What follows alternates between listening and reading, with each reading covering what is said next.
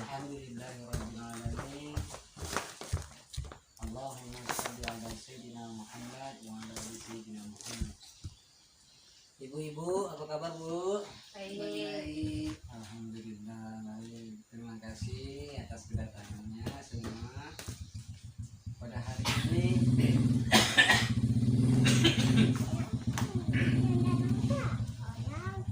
Pada hari ini kita akan mengenal. Nah, kita akan mengenal apa itu lanjut usia. Nah, kita akan belajar tentang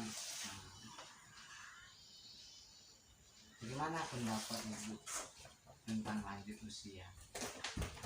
Nah, coba Ibu, lanjut usia itu apa? Yang sudah berumur, yang sudah tua. Yang sudah tua, ya. Terima kasih. Jadi lanjut usia itu yang sudah tua, yang sudah berumur. Nah, lanjut usia itu bisa usia 60 tahun. Itu dikategorikan lanjut usia. Tetapi kalau yang menerima PKH itu yang berusia 70 tahun. Ada namanya lanjut usia potensial. Nah, kadang kita sering dengar nih, Bu. Sering kadang kita jumpai itu walaupun sudah tua tetapi dia masih kuat. Masih kuat bekerja. Masih kuat mencari nafkah, mencari rezeki. Nah, itulah namanya lanjut usia potensial. Dan ada juga lanjut usia yang tidak potensial. Lanjut usia yang tidak potensial inilah lanjut usia yang istilahnya orang tua yang tidak bisa beraktivitas lagi. Kayak aku. Nah, orang tua yang tidak bisa beraktivitas lagi. Kayak Ibu ya. Ibu berapa sudah usianya, Bu? Sudah ada 60. Belum ya. Berarti masih muda, masih kuat. Selalu jaga penyakitan cuma. jaga kesehatan. Rumah aku kalau bisa ampuh guys. Pak hari Pak malam tak ada bangun. Kalau tak makan berdak berhenti. Iya. Nah, kita akan mengenal namanya istilahnya kondisi permasalahan lanjut usia. Kadang kita ini kenapa kita harus belajar istilahnya harus peduli dengan lansia. Nah, kenapa, Bu? Kita harus peduli karena pada lansia. Kenapa kita harus peduli sama lansia? Jadi lansia ini kita lah yang di masa depan. Nah, kenapa kita harus peduli lansia? Karena orang tua lah yang istilahnya yang merawat kita. Nah, lansia adalah orang tua yang pernah menjaga kita, merawat kita dengan kasih sayang. Nah, kenapa kita harus peduli lansia? Itulah kadang kita istilahnya. Permisi, saya berdiri, Bu ya. Ya. Nah, kita harus peduli pada lansia karena kita lah yang orang tua kita lah istilahnya lansia, orang tua yang kita menjaga kita, menyayangi kita. Lansia adalah kita di masa depan. Jadi kondisi permasalahan lanjut usia. Nah, ini yang terjadi perubahan suhu tubuh, gangguan gerakan, katanya gitu kita akan menjadi bayi kembali ya, Bu ya. Kita lahir dari bayi terus menuju usia kita akan kembali jadi bayi. Lebih susah lagi merawat lansia daripada bayi, lebih susah, Bu. Karena apa? Karena ya ada semacam gangguan-gangguan yang mereka yang alami. Nah, muncul penyakit. Nah, kadang pikun. Nah, kadang kita sama orang tua sering berulang-ulang kita ngomong itu ya. Iya. Sering. Kadang kalau sama orang tua itu berulang-ulang sudah pernah dibahas, dibicarakan, itu lagi diulangnya. Nah, gimana kalau pengalaman Ibu Yuli ditanya? Iya. Kadang dikasih makan, katanya aku belum makan lagi. Padahal sudah dikasih makan. lali dia kata orang Jawa ya. Iya. Kata bahasa Banjarnya apa? Lali juga. Ya lali. Bahasa Banjarnya lali ya. Ya. Nah, kan lali. Ada juga bilang Lupa. pikun. Pikun ya.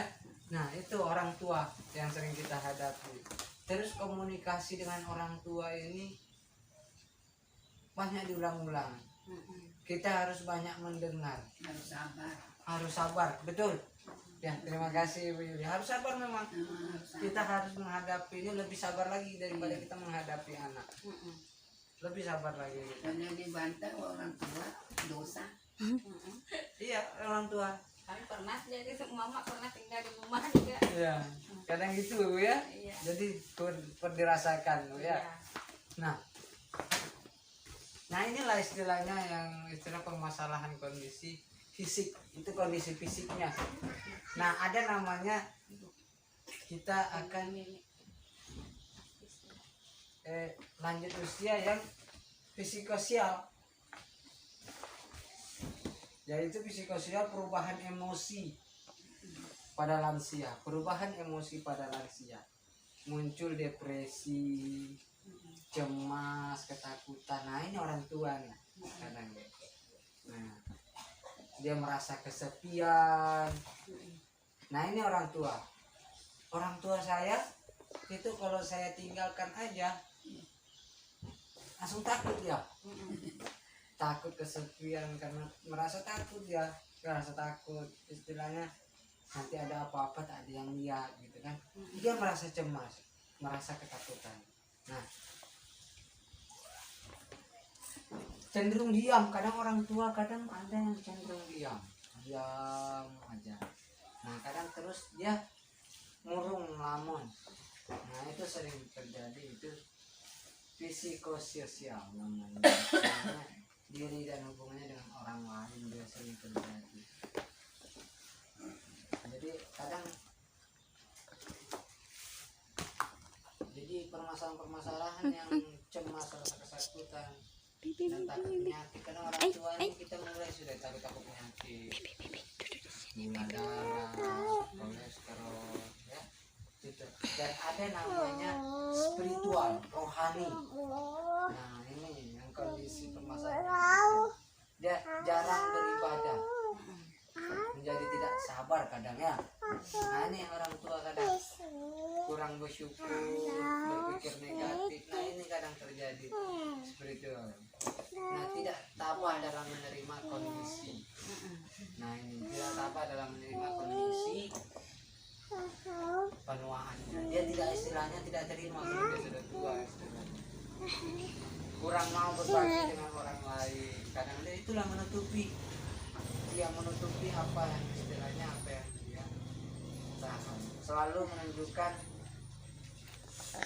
support power yang menganggap diri selalu benar. Jadi kadang orang tua ini bercerita dia yang benar nih. Sering seperti itu ya.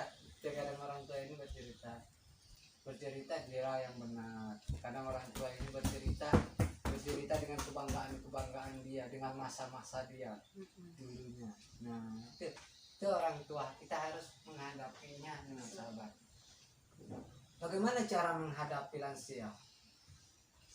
Ibu pasti sulit. Iya. Sulit ya menghadapi lansia. Perilakunya tetap menghormati.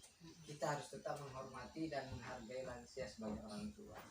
Karena apa? Karena memang dialah orang tua kita. Walau bagaimanapun istilahnya susahnya, sulitnya kita merawat orang tua, tetap kita hormati. Karena apa? Jasanya yang kita ingat. Nah, dialah yang membesarkan kita menjadi kita seperti ini. Nah, dialah istilahnya yang merawat kita dengan kasih sayang sehingga kita tumbuh menjadi seperti ini.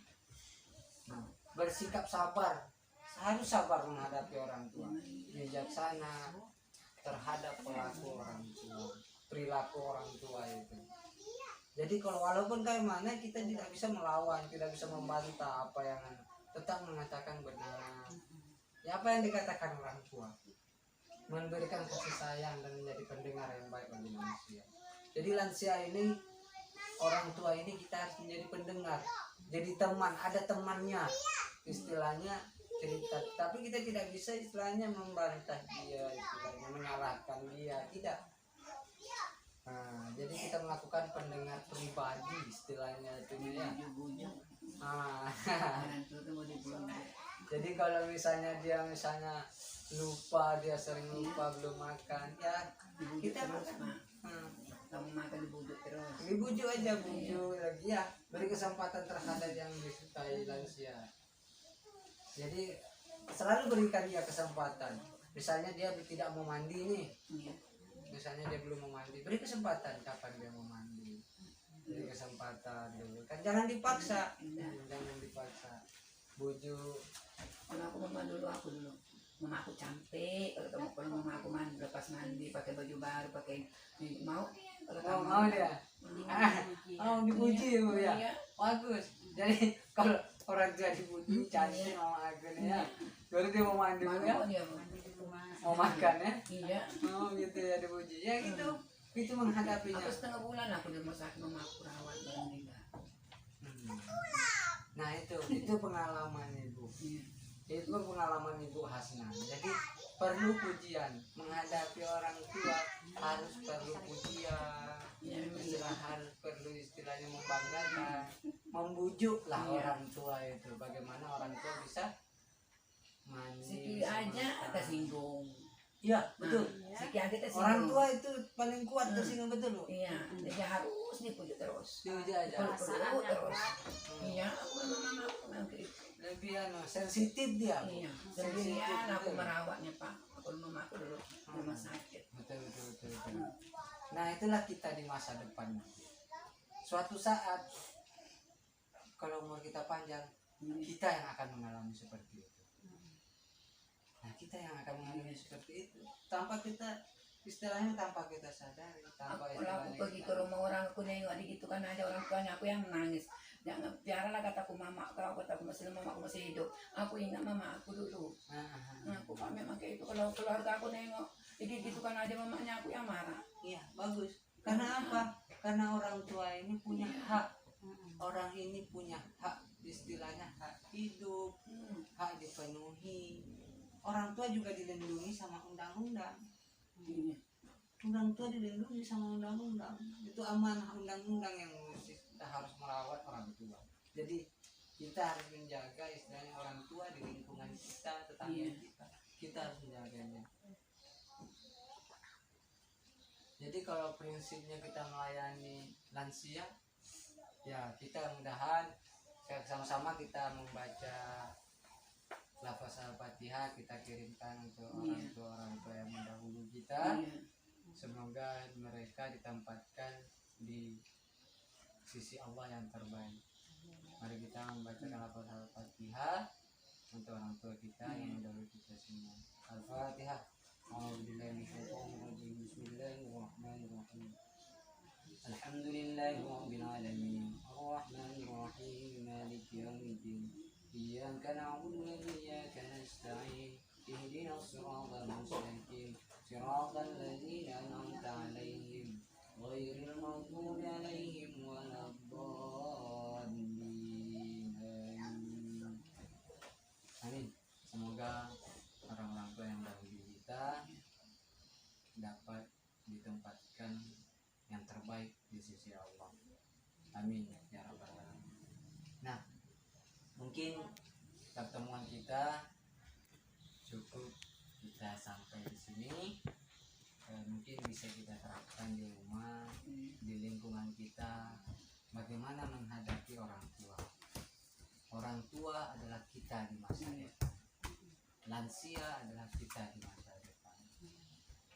Jadi kita sampaikan kepada keluarga kita, kepada tetangga kita, masyarakat di lingkungan kita, perlakukan orang tua dengan baik. Ya, akhir kalam. Assalamualaikum warahmatullahi wabarakatuh.